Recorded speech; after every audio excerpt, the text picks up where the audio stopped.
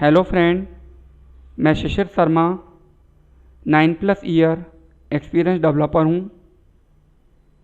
आज मैं स्टार्ट करने जा रहा हूँ React.js का 10th ट्यूटोरियल। आज के इस ट्यूटोरियल में हम स्टेट मैनेजमेंट के बारे में पढ़ेंगे। तो दोस्तों, वीडियो को स्टार्ट करते हैं।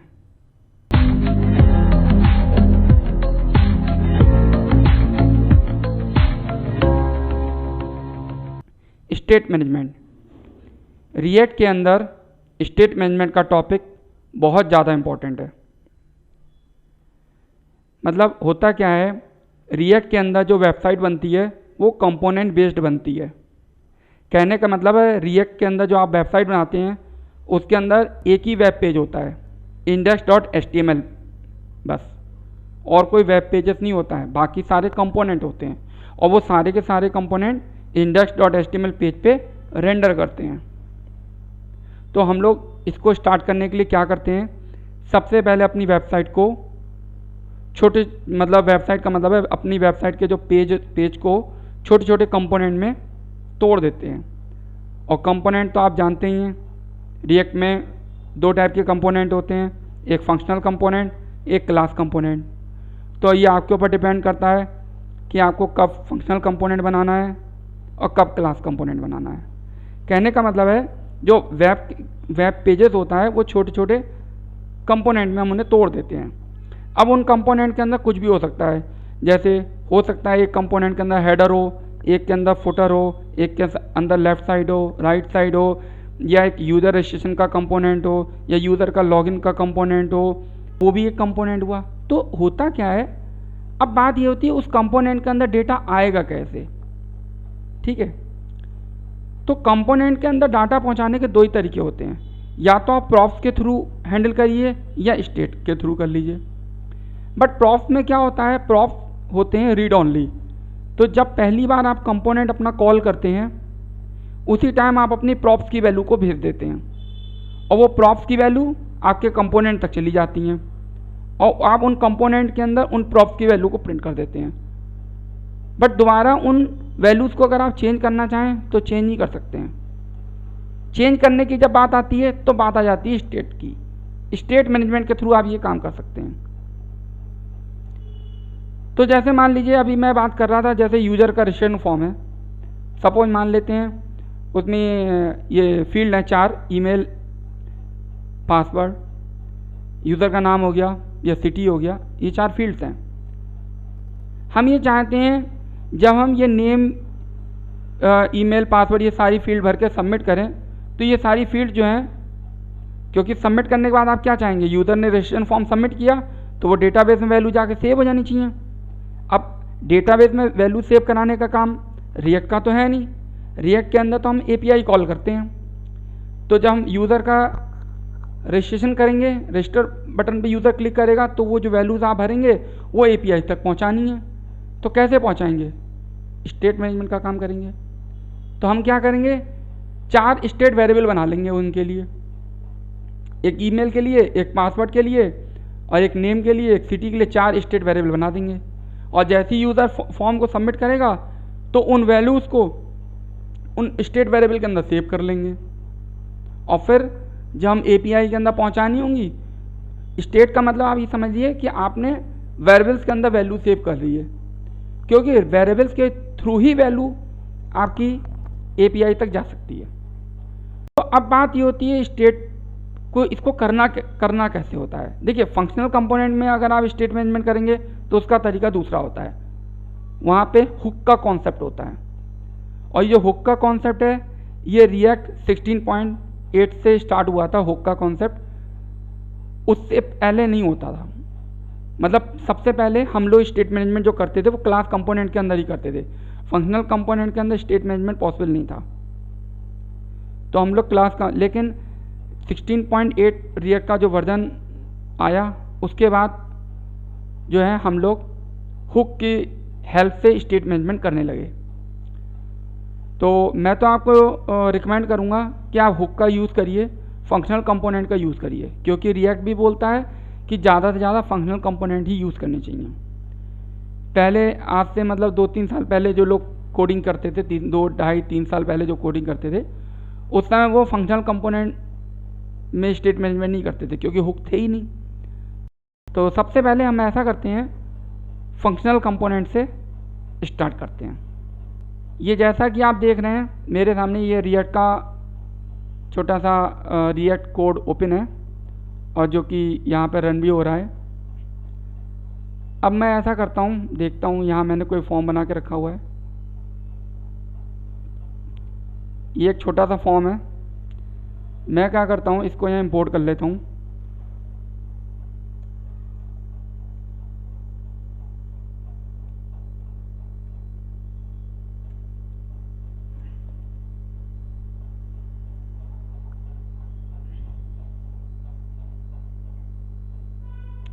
ये फॉर्म हो गया।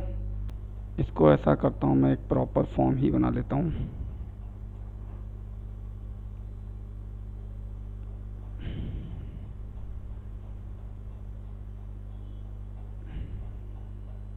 प्रॉपर फॉर्म बना के प्रैक्टिकली इसको जब देखेंगे तो और ज़्यादा अच्छे से क्लियर हो जाएगा।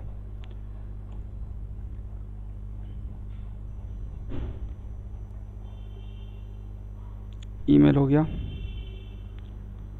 और ये हो गया हमारा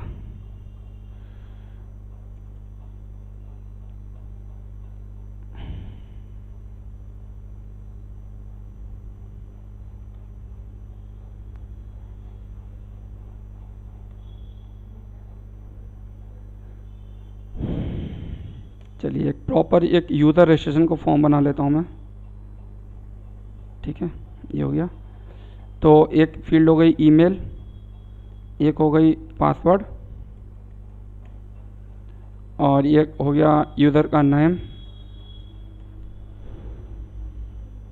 और एक हो गया सिटी।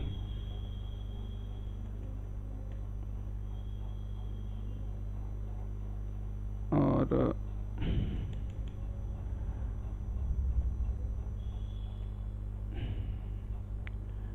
यहाँ पे एक बटन बना देते हैं, रजिस्टर। ठीक है, ये हो गया। ये फील्ड्स हो गई सारी।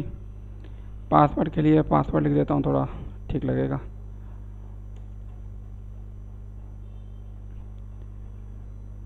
मतलब अभी हमने स्टेट का कोई यूज़ नहीं किया, स्टेट मैनेजमेंट का। ये सिंपल एक फॉर्म बनाया है क्योंकि मैं चाह रहा हूँ प्रैक्टिकली चीज़ों को देखेंगे ज़्यादा अच्छा। वेलकम भी हटा देता हूँ, बड़ा बढ़िया नहीं लग रहा है। यहाँ लिखता हूँ रजिस्ट्रेशन, वैसे इसकी यहाँ ज़रूरत नहीं थी, चलो इसे भी हटा देता हूँ यहाँ से। ये चीज़ यहाँ पे लिखते हैं, इसे सेव कर लेते हैं और यहाँ पे लिख देता हूँ H3 में लिखता हूँ। ठीक है, यूज़र रजिस्टर, बस चलिए हो गया, इतना ही बहुत है।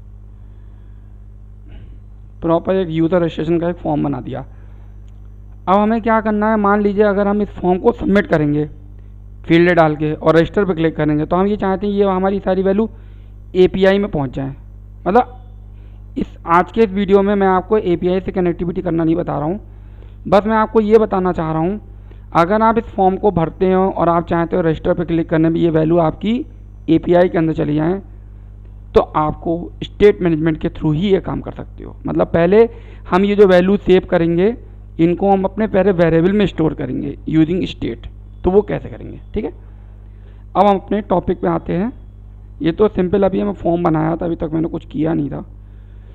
सबसे पहले तो मुझे इंपोर्ट करना पड़ेगा यूज स्टेट फ्रॉम रिएक्ट।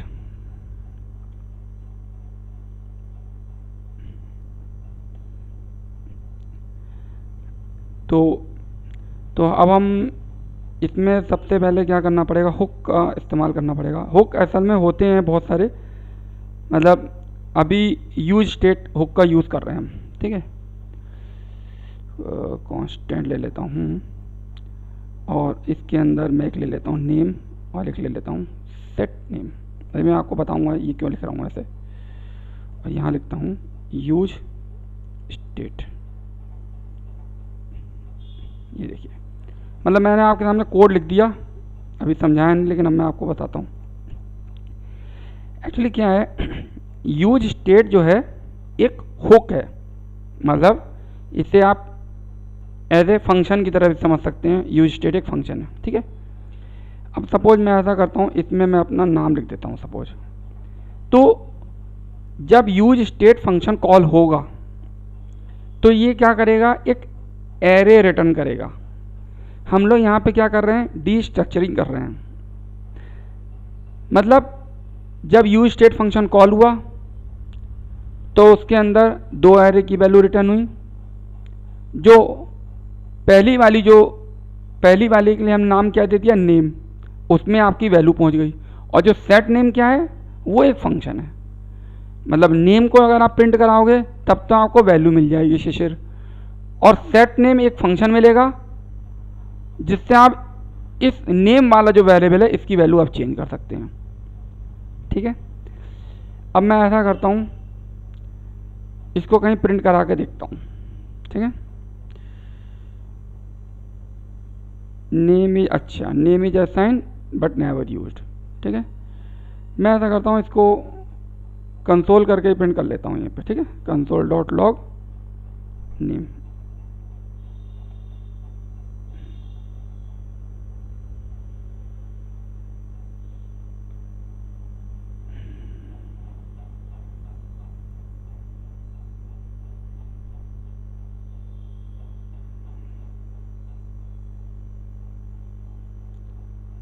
ये देखिए शिशिर लिख के आ गया। मतलब फॉर्म पे प्रिंट करके देखता हूँ। फॉर्म पे प्रिंट करना है तो कैसे प्रिंट करूँगा, यहाँ पे प्रिंट कर लेता हूँ नेम। ये देखिए नेम प्रिंट हो गया है, ठीक है। चलिए अब मैं चाहता हूँ इसकी वैल्यू ये चेंज हो जाए, जो नेम वेरिएबल है। अच्छा अब इसे देखो, अब मैं इसको इस पर प्रिंट कर सकता हूँ टेक्स्ट बॉक्स के अंदर। ये वैल्यू है ना, इस पर प्रिंट करके देखता हूँ।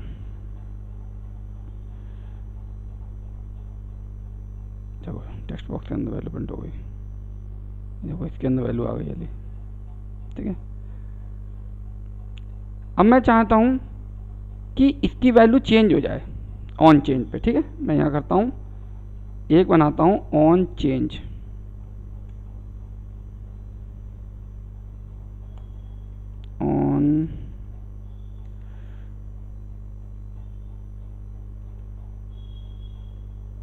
ऑन चेंज पे मैं एक फंक्शन कॉल करता हूँ, ठीक है।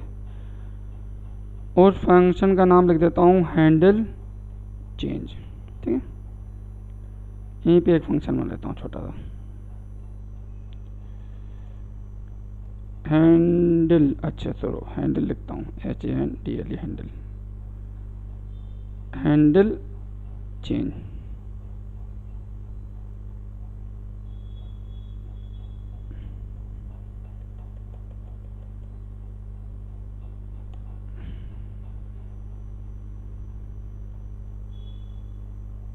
ठीक है।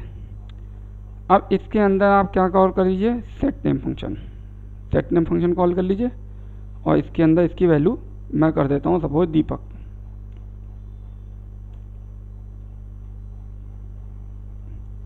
मैंने अभी आपको थोड़ी देर पहले बताया था, जब यूज स्टेट फंक्शन कॉल होता है तो जो पहला वाला जो वेरिएबल होता है उसमें तो वैल्यू पड़ी होती है, और जो दूसरा वाला जो होता है वेरिएबल वो एक फंक्शन होता है जिसके थ्रू हम इसकी वैल्यू चेंज कर सकते हैं।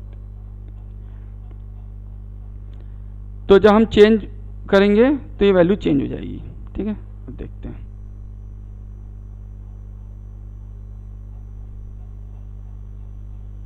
देखो जैसे ही हमने उस पर चेंज किया तो वैल्यू चेंज हो गई।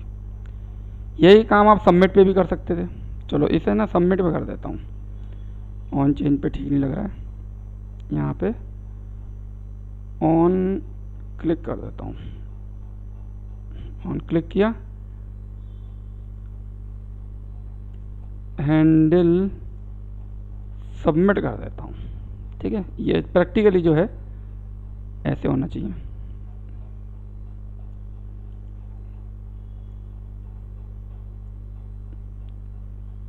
हैंडल सबमिट, ठीक है, ऐसा कर देता हूँ। और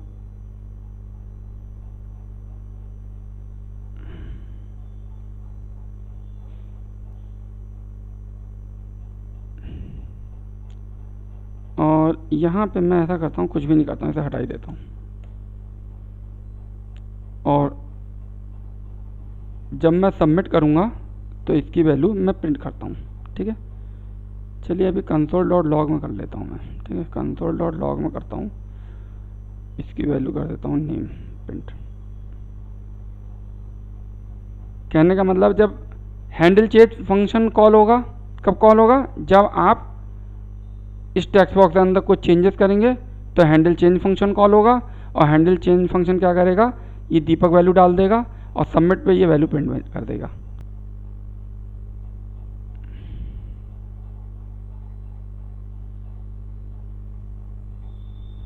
okay, T body T head के अंदर आना चाहिए, वो ये कह रहा है।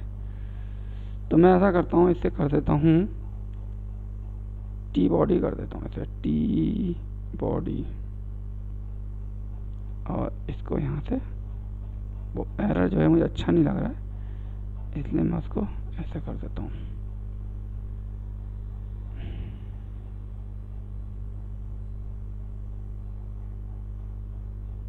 ठीक है, ये क्लीन हो गया, अब अच्छा लग रहा है। एरर आ रही थी वो मैं सही कर लिया। चलिए अब मैं अपने पॉइंट पे आता हूँ।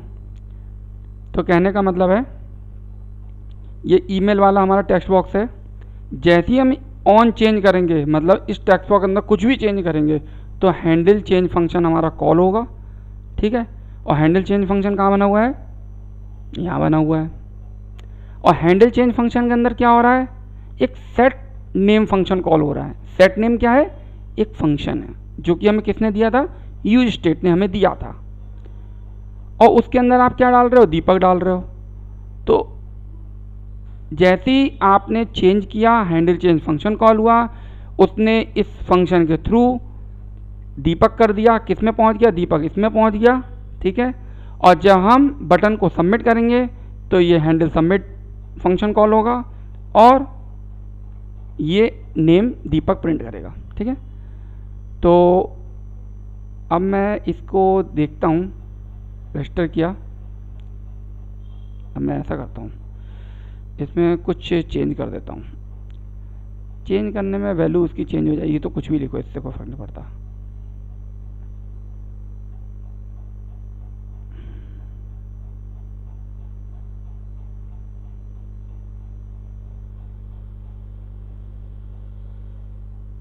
वैल्यू इसकी जा रही है, एक सेकंड,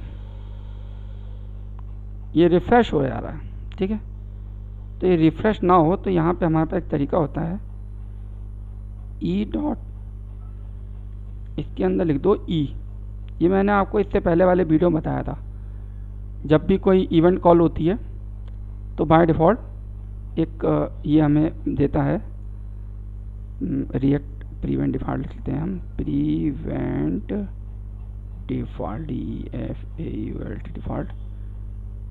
इससे पहले वाले वीडियो में मैंने इसके बारे में काफ़ी अच्छी तरह बताया था, उसमें देख लीजिएगा। फ़िलहाल अब ये रिफ़्रेश नहीं होगा।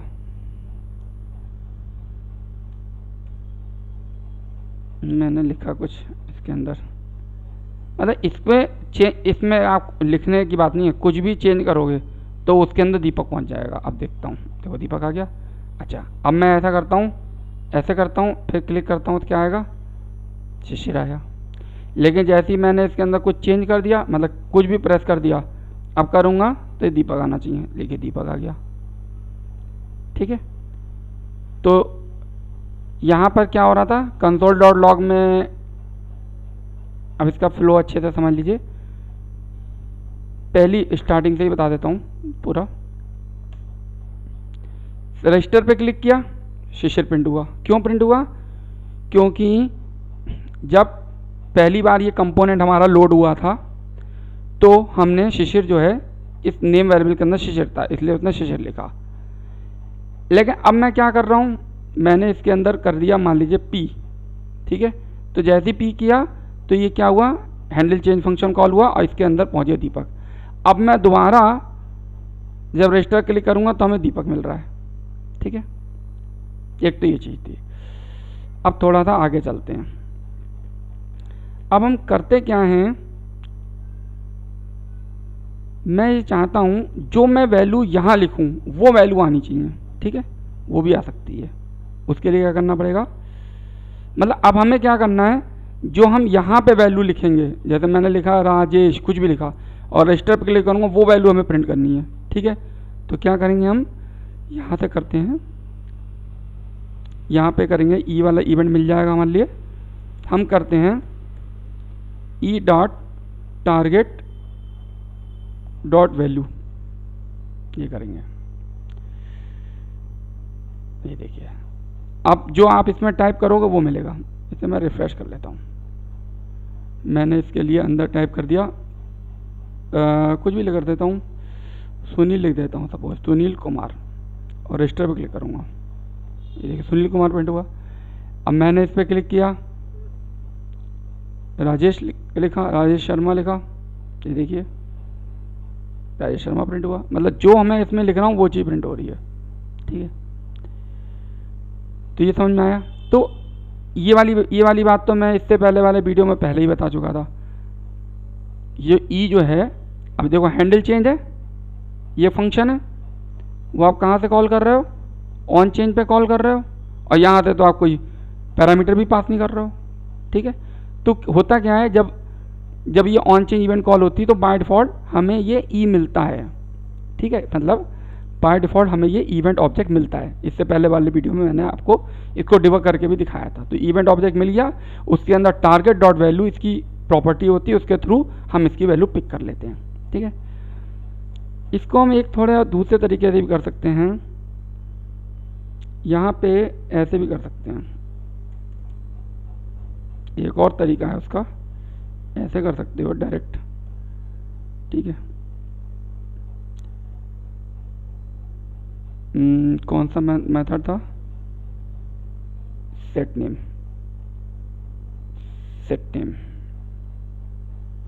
और इसके अंदर मैं कर देता हूँ E dot target dot value.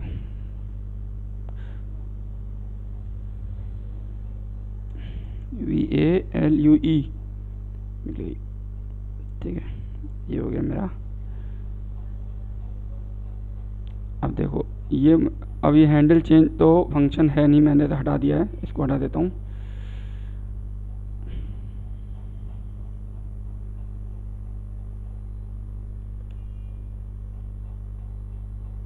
देखिए जो हम टाइप कर रहे हैं वही मिलेगा।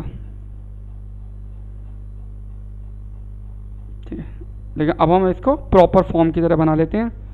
अब हमारे पास क्या है, हमारे पास तो है भाई 4 फील्ड, तो हमें क्या करना पड़ेंगे, 4 बनाने पड़ेंगे।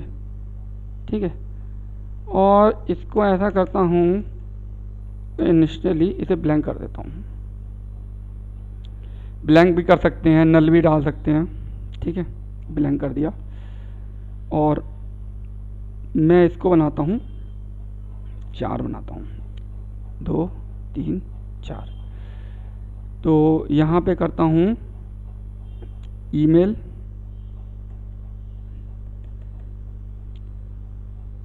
पासवर्ड, और email, password, name, sorry name तो मैंने बना रखा है, सिटी। ठीक है, और ऐसी सेट ईमेल, मतलब ये जो मैं आपके सामने नाम लिख रहा हूँ ना, ये कुछ भी लिख सकता हूँ। मैंने आपको क्या बताया था, डी स्ट्रक्चरिंग हो रही है। जब यूज स्टेट फंक्शन कॉल हुआ, उसने आपको 2 एरे वैल्यू दी, पहला दिया था जिसमें डेटा था, और दूसरा एक फंक्शन दिया था जिसके थ्रू आप वैल्यू चेंज कर सकते थे। अब यहाँ हमने अपने हिसाब से जो भी नाम रख लिया, पहला वाला वेरिएबल में डेटा मिलेगा, दूसरे से उसकी वैल्यू चेंज कर दी जाएगी। यहाँ पे हम ले लेते हैं पासवर्ड, मतलब नाम कुछ भी लो, मैं ले रहा हूँ अपने हिसाब से नाम,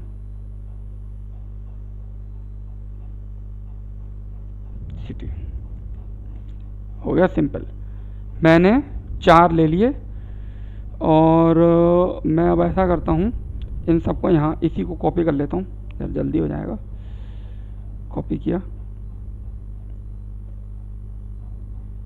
और यहाँ पे कर देता हूँ ईमेल,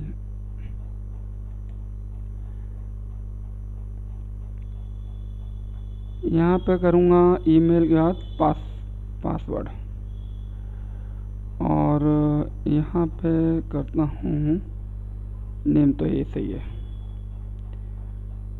बहुत सिंपल है।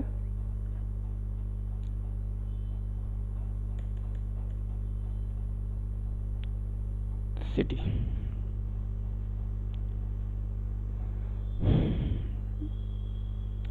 अब मैं ऐसा करता हूँ कंसोल में ये सारी वैल्यू प्रिंट करके देख लेता हूँ। नेम, पासवर्ड, सॉरी नेम इसमें लिख देता हूँ, प्लस सिटी लिख देता हूँ, यहाँ लिखता हूँ ईमेल। ठीक है, देखता हूँ ऐसे करके, रिफ्रेश करता हूँ। यहाँ मैं ईमेल आईडी लिखता हूँ। मान लो मैंने लिखा sunil@gmail.com। पासवर्ड ले देता हूँ 123 नेम ले देता हूँ सुनील कुमार, और सिटी ले लेता हूँ दिल्ली, कर लेता हूँ रजिस्टर। देखिए वैल्यू आपको सारी मिल गई। जो वैल्यू भरी थी, सुनील कुमार भरा था आपने, ये देखिए सुनील कुमार मिल गया आपको। 123 पासवर्ड, नेम। भैया और थोड़ा अच्छे से करना है, ऐसे थोड़ा सा यहाँ पे थोड़ा स्पेस वगैरह दे सकते हो आप, ऐसे कर सकते हो, ऐसे कर सकते हो, थोड़ा सा स्पेस आ जाएगा, या BR लगा लो, BR टैग लगा दो, ये स्पेस ही लगा लेता हूँ मैं। ठीक है,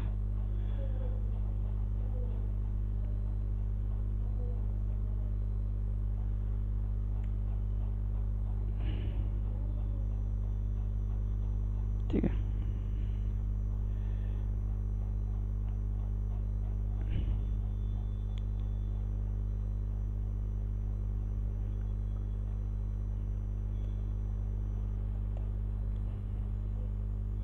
कुछ भी डाल दो पासवर्ड।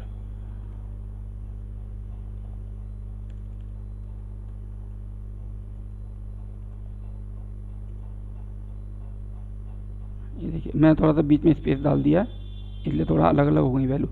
तो कहने का मतलब ये हुआ, ये एक मैंने सिंपल एक छोटा सा कंपोनेंट बनाया है यूजर रजिस्टर का, और जहाँ से ये मैंने वैल्यू भर के इसको रजिस्टर पे क्लिक किया, और वो वैल्यू मैंने आपको कंसोल में प्रिंट करके दिखाई।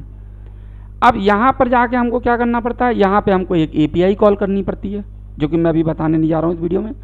और उस API में जो आप कॉल करोगे, वो API ये वेरिएबल्स हम उनके अंदर डाल देंगे, और वो जो API का काम है, भाई ये तो रियल का काम नहीं है, तो API का काम है वो आपकी वैल्यू सर्वर के डेटाबेस में पहुँचाएगा। वो जो भी डेटाबेस होगा, MySQL हुआ या MongoDB हुआ, जो भी है। तो इस तरीके से ये होता है। वैसे जो मैंने अभी आपके सामने जो बताया ना, मेनली आजकल यही यूज़ हो रहा है। पहले हम लोग ये सब काम क्लास कंपोनेंट में करते थे, बट अब ये लेटेस्ट पैटर्न है जो मैं आपको बताया है, ये लेटेस्ट है, तो आपको यही यूज़ करना है। तो ये था हमारा स्टेट मैनेजमेंट का टॉपिक। बट आज हमने स्टेट मैनेजमेंट का टॉपिक जो किया है वो फंक्शनल कंपोनेंट के अंदर करके देखा है। अब मैं जो नेक्स्ट वीडियो बनाऊंगा उसमें क्या करूंगा, यही स्टेट मैनेजमेंट आपको क्लास कंपोनेंट में यूज़ करके दिखाऊंगा। तो बहुत देखने में आपको लग रहा होगा बहुत छोटी सी चीज़ मैंने बताई है, बट ये बहुत ज़्यादा इम्पोर्टेंट है स्टेट मैनेजमेंट। अभी स्टेट मैनेजमेंट के अंदर और भी बहुत सी चीज़ें हैं, आगे के वीडियो में आपको बताऊंगा। तो मैं तो यही कहूँगा, आप इसकी प्रैक्टिस करिए बहुत अच्छे से, इसको पढ़िए, समझिए, और इस वीडियो को देखिए, और आप कोई कमेंट या कोई फीडबैक मुझे देना चाहें दे सकते हैं, और ट्राई करिए अपने फ्रेंड सर्कल में भी इसको वीडियो को शेयर करिए, ताकि ज़्यादा से ज़्यादा लोगों तक नॉलेज पहुँचे, वो भी सिंपल और इजी वे में। तो दोस्तों, जो लोग मेरे चैनल में नए आए हैं वो मेरे चैनल को सब्सक्राइब जरूर करें, और एक बेल आइकन भी होता है, अगर आप उसे प्रेस करेंगे तो मेरे वीडियो के नोटिफिकेशन भी आपको मिल जाएंगे। तो आज का वीडियो मैं यहाँ फिनिश करता हूँ। धन्यवाद, बाय बाय।